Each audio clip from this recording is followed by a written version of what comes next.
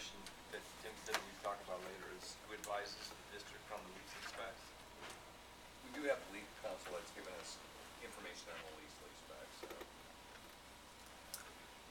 Anybody in particular? Or?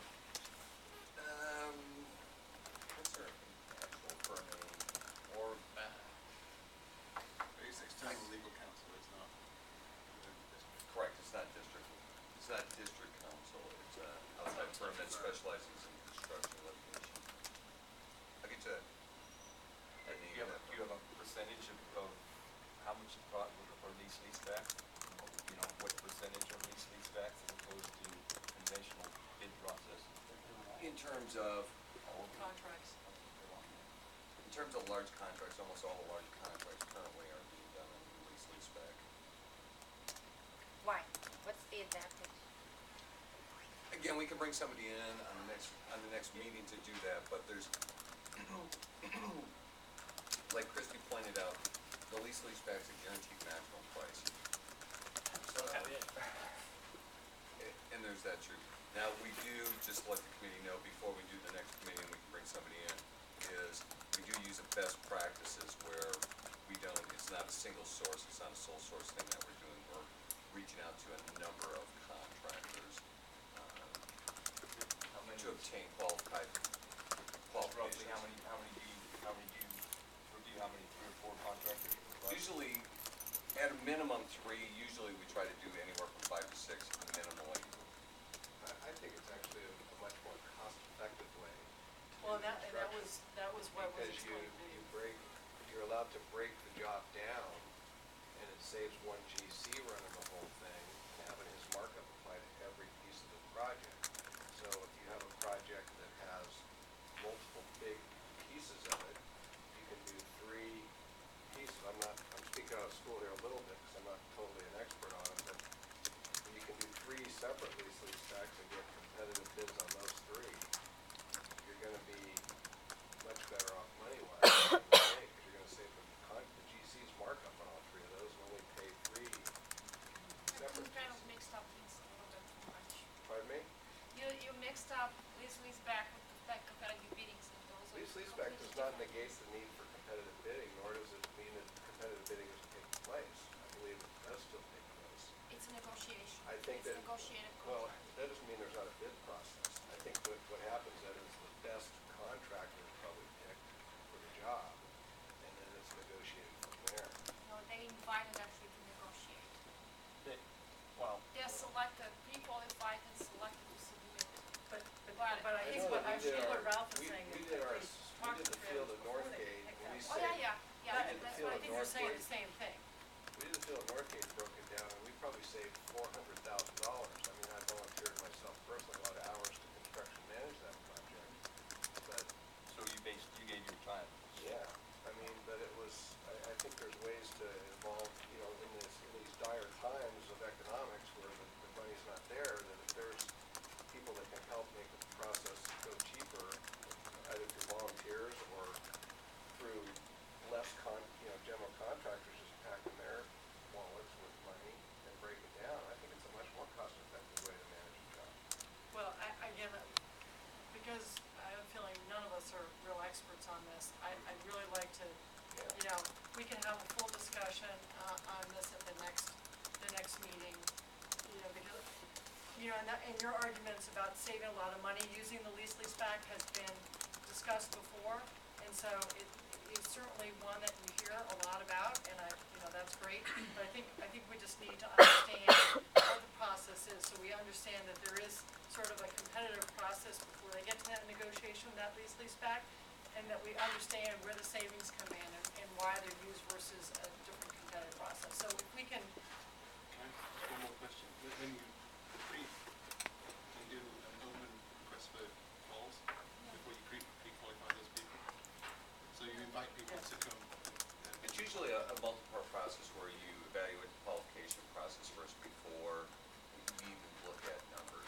The RFQ is obviously sent to individuals or that's open. A contractor normally provides a list and says, this is my markup rate, and they break down what their markup rate is. You can invite them in earlier in what we call a preliminary service So agreement. that's not what I'm talking about. I'm talking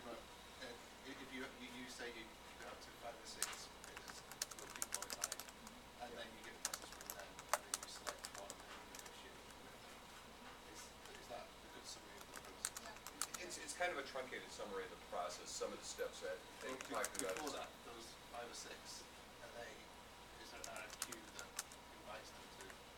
That's correct.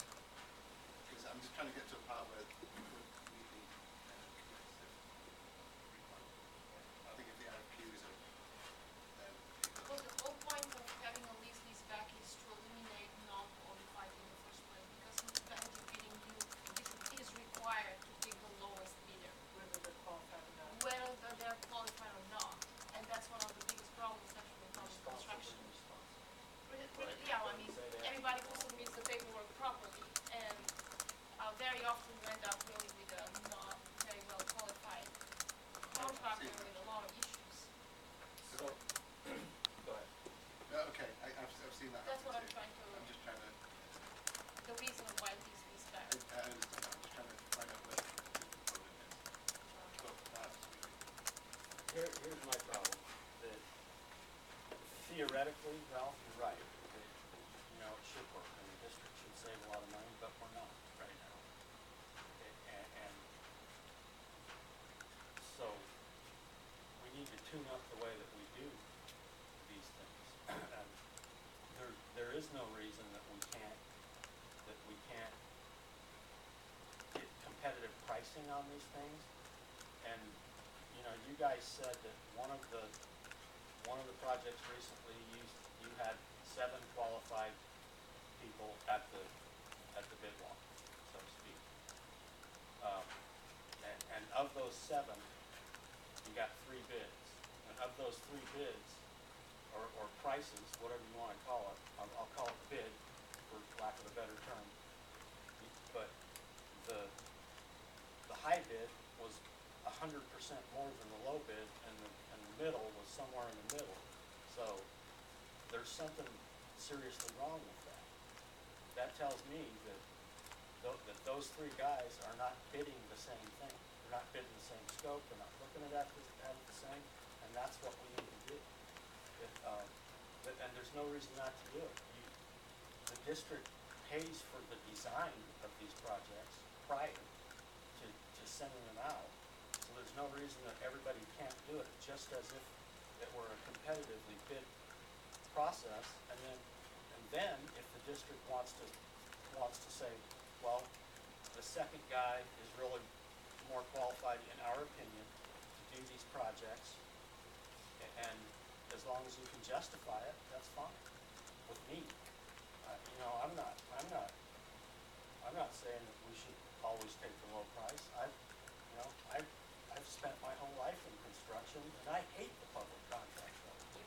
I mean, it kills people. You know, and the main reason is that we're never the low guy. We're just the best guy, right? So, so I should be the last guy sitting here complaining about these lease-leasebacks that were just designed to, skirt the public contract code, but we're not doing it. We're not doing our due diligence to vet these things out and make sure that we're comparing apples to apples. And I'd like to see us change that. I would agree with that. I mean, I would agree with 15 guiding things. I just think it's still done competitively, and I think as long as it's all, a bid process. Well, yeah, but Here's an example. Last time we were at this meeting, I asked Pete, Tabor is a general contractor, and yet they came in for an HVAC contract, and they were the low bidder of other HVAC contractors. I'm a licensed general contractor for 30-plus years, and that seems odd to me that a general could bid that work more competitively than an HVAC contractor.